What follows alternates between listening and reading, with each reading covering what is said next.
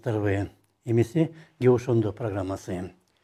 Бүгін белгілүү болгондой, мындан 5 күн мурда 20-нан 21-не караган түнү Бишкекте Эркиндик бульвары менен Москва көчөлөрүнүн кесилишинде мушташ чыгыптыр. Жол кайгылуу кызматынын инспекторлору мас абалында машина айдап бараткан адамды токтотот.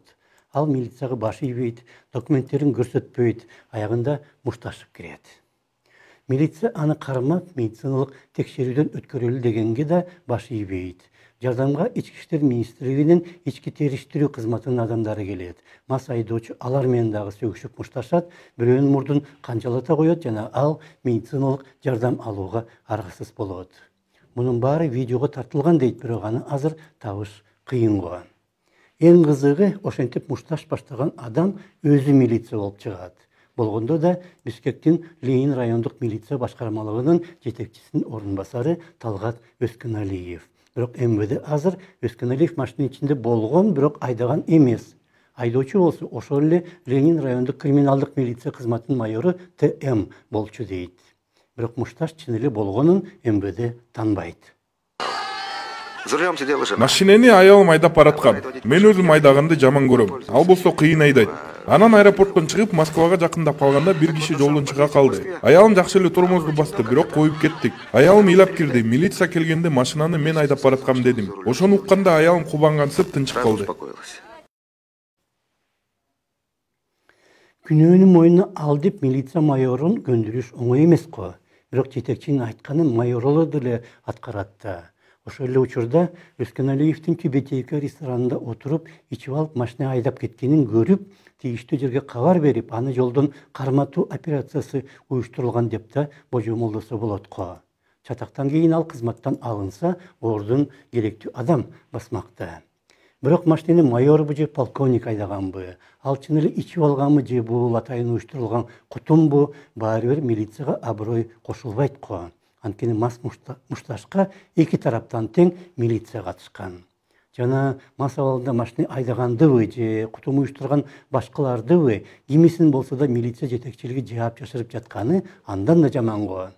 Минте отурса милицияда таза адам калабы? Бизди такай жамандайсыңар, тигини кылды, муну жасады деп ар башка жала жабасыңар, мүмкүн болушунча шыбайсыңар. Анткени менен маселе чыкканда өзүңөр арыз жазып алып, милициядан жардам сурап келесиңер дегенди көп угабыз. Туура, ошондой, бирок коомдук тартипти сактап, аны бузгандарды таап жазалоо жана кийин андайды болтурбоо милициянын түздөн түз милдети эмеспи? Албетте, милицияда таза иштеген, коом менен ар бир жаранга жардам берип, кылмышкерлерди таап издеген чыныгы патриоттор көп. Бирок бир кумалак бир карын майды чиритип жатпайбы? Ошондой кумалактар милициянын эң төмөнкү катмарынан гана чыгып жатса бир жөн эле, аларды башкалар оңой эле тыйып кое алмак. Бирок эмне үчүн андай кумалактар жетекчилик деңгээлге жетет? Жана ушундай абал милиция гана эмес, бардык тармактарда кездешип жатпайбы? Пандемия учурунда медицинадагы кумалактар элдин эсебинен байып, миллиондогон каражатты сол жакка буруп салганын кантип түшүнүү керек? Саламаттык сактоо министри менен анын шефтери дагы күнөөлөнүп жатканы бекеринен эмес го. 5 октябрда окуялар учурунда жоголуп кеткен ички иштер министри азыр каякта? Өз алынча бийлик бутагы болгон соц системасынын жетекчиси коррупцияда күнөөлөнсө, бул эмне деген шемендечилик?